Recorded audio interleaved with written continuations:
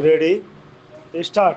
महोदय, जब मैं प्रशिक्षण प्राप्त कर रहा था तब मुझसे प्रशिक्षण के दौरान कहा गया कि किसी एक विषय पर अपनी टिप्पणी प्रकट कीजिए, तो मैंने अपना तर्क देने के लिए गैट वार्ता को चुन लिया था।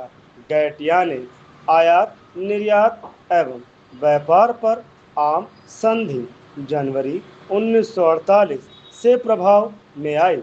आजकल इस संधि के तहत वार्ताओं का 8वां दौर चल रहा है।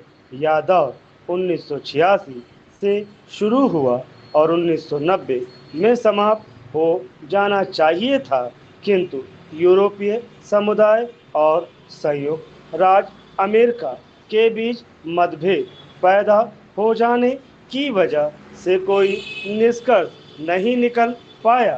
तब गैट के महानिदेशक श्री डंकल ने समझौते हेतु एक प्रस्ताव तैयार किया। यही वह डंकल प्रस्ताव है जिसका डंका आजकल दुनिया में बज रहा है।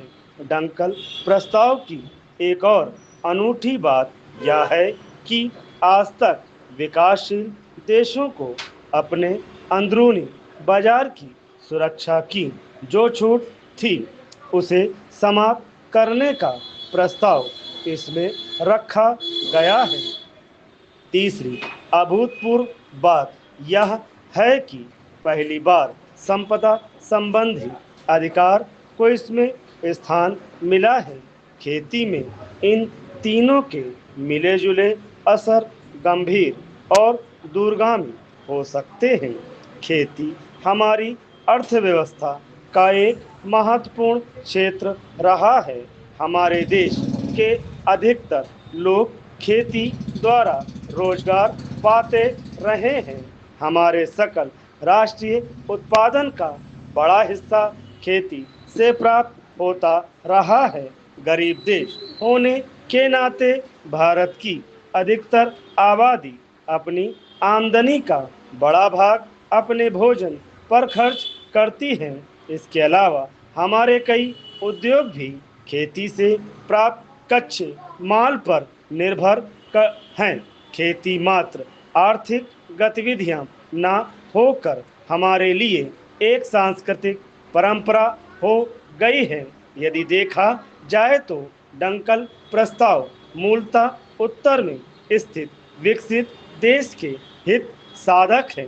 दरअसल यह प्रस्ताव बहुराष्ट्रीय कंपनियों से सरोकार व्यक्त करता है। यद्यपि अतिरिक्त उत्पादन ठिकाने लगाने की चिंता इसके मूल में है, इसके विपरीत दक्षिण के देश की मूल चिंता उत्पादन बढ़ाने, वितरण में समानता लाने, खाद्यान्न सुरक्षा हासिल करना है। डंकल प्रस्ताव पर गंभीरतापूर्वक विचार करने का मतलब सिर्फ सीधे खेती से संबंधित है। इसका अर्थ यह नहीं लगाया जा सकता कि अन्य हिस्सों का असर खेती पर नहीं पड़ेगा। वर्तमान दौर में खेती गैट वार्ता का केंद्रीय बिंदु बनी हुई है, जिनकी सफलता यूरोपीय और अमेरिका के बीच समझौते पर निर्भर करती है। आज तक खेती को गैट धारा से मुक्त रखा गया था। कृषि पर अंतर्राष्ट्रीय व्यापार की शर्त लागू नहीं होती थी।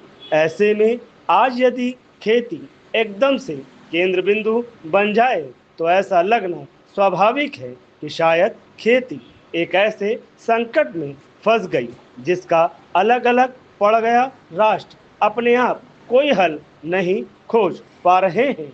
इस बाबत एक विश्वव्यापी प्रयास की जरूरत है और वाकई हम अगर खेती का नज़ारा देखें तब पता लगेगा कि ऐसी कई समस्याएं हैं जिन पर दुनिया भर की सरकारें द्वारा ध्यान दिए जाने की आज जरूरत है।